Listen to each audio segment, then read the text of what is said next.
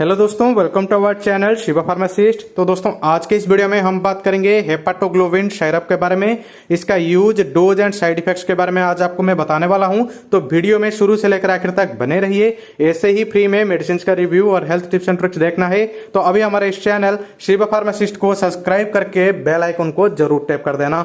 चलिए दोस्तों वीडियो में आगे बढ़ते हैं। सबसे पहले बात करेंगे ये जो हेपाटोग्लोबिन सिरप है और इसमें क्या क्या इंग्रेडिएंट मिला के इसको बनाया गया है।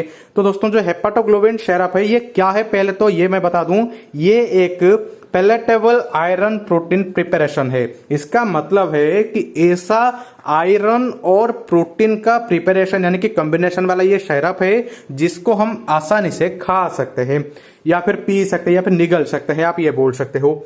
अभी बात करेंगे दोस्तों जो हेपाटोग्लोबिन सिरप है इसमें क्या क्या मिलाया गया है यानी कि इंग्रेडिएंट क्या है।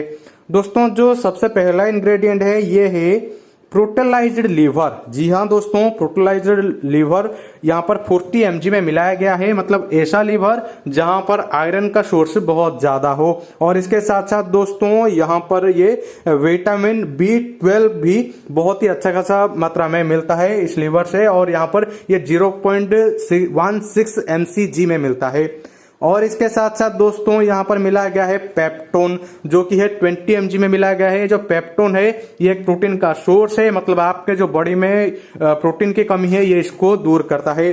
और इसके साथ साथ दोस्तों यहाँ पर मिलाया गया है पेप्टोनाइज्ड आयरन, यानी कि यहाँ पर आयरन का भी अच्छा खासा मात्रा में मिलाया गया है जो कि है 23.24 mg।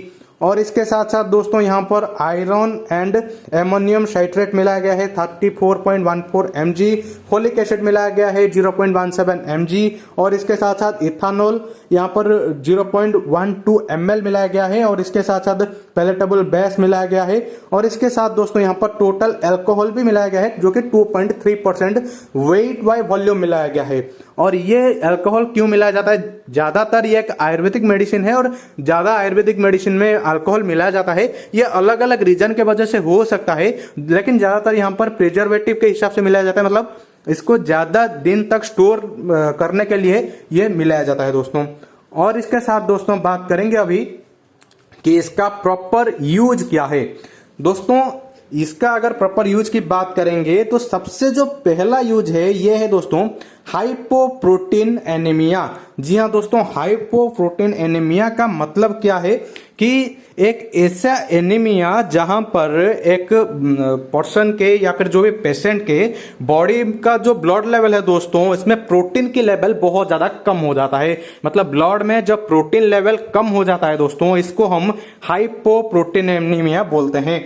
तो दोस्तों इसको ये सही करता है, जैसे कि यहाँ पर ऐसा इंग्रेडिएंट मिलाया गया है जहां पर आयरन भी आपको मिलेगा और इसके साथ साथ प्रोटीन भी मिलेगा, इसीलिए ये जो कंडीशन है इसको ये सही करता है, जिसको हम बोलते हैं हाइपोप्रोटीन एनीमिया। और इसके साथ साथ दोस्तों ये ज्यादातर कहां पर आपको देखा जाएगा कि जो प्रेग्नेंट वुमेन है या फिर प्रेगनेंसी के बाद बहुत जो महिलाओं का क्या होता है कि खून की कमी हो जाती है, तो इसके लिए ये जो सिरप है ये दिया जाता है। और इसके साथ साथ जो स्तन्यपान कराने वाली महिला है इसको भी ये सिरप देते हैं दोस्तों डॉक्टर। और इसके साथ साथ दोस्तों अगर किसी को पोषण में कमी हो गया या फिर किसी को डायबिटिक न्यूरोपैथी है, तो जिसके वजह से जो तंत्रिकाएं हैं, अगर किसी को डायबिटीज है इसके वजह से इसका जो तंत्रिकाएं है अच्छे से काम नहीं कर पाता है या फिर बहुत ज्यादा पेन होता है, तो इसलिए भी दिया जाता है। और इसके साथ साथ अगर किसी को विटामिन B9 की कमी हो गई या फिर किसी को आयरन की कमी हो गई, किसी को भूख नहीं लगता है, तो दोस्तों इस तरह का अगर किसी को कंडीशन है तो दोस्तों ये जो सिरप दिया जाता है। और जो बोलते हैं दोस्तों की जो कन्वलेंस नाम का एक बीमारी, इसको भी सही करने के लिए कभी कभार डॉक्टर इसको देते हैं। और इसके साथ साथ दोस्तों यहाँ पर अगर किसी का एक्सीडेंट हो गया, ऐसा कुछ प्रॉब्लम हुआ जिसके वजह से इनका खून बहुत ज्यादा बह गया है और खून की कमी महसूस हो रहा है, तो इसके लिए भी डॉक्टर ये वाला सिरप को देते हैं दोस्तों जो भी पेशेंट है उनको। और इसके साथ साथ ओल्ड एज में जो भी खून के कमी या प्रोटीन के कमी के वजह से जो थकान कमजोरी आती है, इसको भी सही करने के लिए डॉक्टर देते हैं दोस्तों ये वाली सिरप। अभी बात करेंगे इसका साइड इफेक्ट्स क्या रह सकता है। वैसे तो ये एक आयुर्वेदिक सिरप है दोस्तों, साइड इफेक्ट्स इतना ज्यादा नहीं रहता, लेकिन अगर आपको साइड इफेक्ट्स होता है तो दस्त लग सकता है, पेट में गड़बड़ी हो सकता है, या फिर आपको कॉन्स्टिपेशन का शिकायत हो सकता है। और इसके साथ साथ आपका जो स्टूल में यानी कि आपका जो टट्टी का कलर वो चेंज हो सकता है। तो दोस्तों इस तरह का अगर कुछ साइड इफेक्ट्स है तो डॉक्टर का आप जाके तुरंत मिल सकते हो। और हमेशा याद रखिएगा कोई भी मेडिसिन लेने से पहले डॉक्टर से पूछ के ही आपको लेना पड़ेगा। अभी बात करेंगे दोस्तों कि यहां पर ऐसा कौन कौन सी बीमारी है। अगर ये है तो एक बार आपने डॉक्टर से सलाह के बाद ही ये मेडिसिन लेना, नहीं तो आपको बहुत ज्यादा प्रॉब्लम हो सकता है। तो उनमें से अगर किसी को गुर्दे की बीमारी है, किसी को कुछ प्रकार की एलर्जी है, पेट में अल्सर है, और इसके साथ साथ दोस्तों यहां पर किसी को गुर्दे की अलग से कुछ बीमारी है, और इसके साथ दोस्तों अगर मान लीजिए कि आपको ऐसे कुछ अलग तरह का एनीमिया का बहुत ज्यादा प्रॉब्लम है। हालांकि ये एनीमिया को सही करने के लिए दिया जाता है, लेकिन अगर बहुत ज्यादा कंडीशन खराब है आपको तो एक बार आपने डॉक्टर से पूछ के ही आपको इसको लेनी पड़ेगी।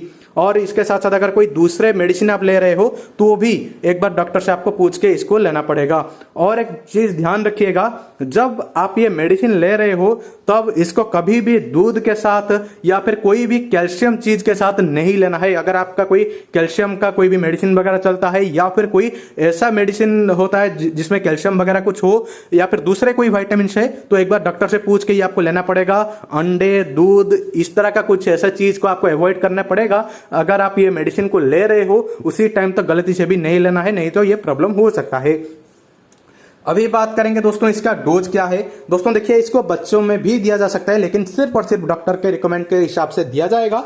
लेकिन अडल्ट का अगर डोज का बात करेंगे तो 3 टीस्पून इसको दिन में 3 बार दिया जाता है। मतलब 3 टीस्पून का दिन में 3 बार आपको खाना खाने के बाद दिया जाता है। और ये आप डायरेक्ट ले सकते हो या फिर पानी के साथ ले सकते हो। लेकिन ध्यान रखिएगा, बच्चों के लिए ऐसा कोई डोज नहीं है। एक बार डॉक्टर से पूछने के बाद ही आप ये डोज दे सकते हो। ऐसे सेल्फ मेडिकेशन गलती से भी बच्चों में नहीं करना है, नहीं तो साइड इफेक्ट होगा। तो बस ये वीडियो में इतना ही था। फिर भी कुछ छूट गया है तो आप हमें नीचे कमेंट करके पूछ लेना।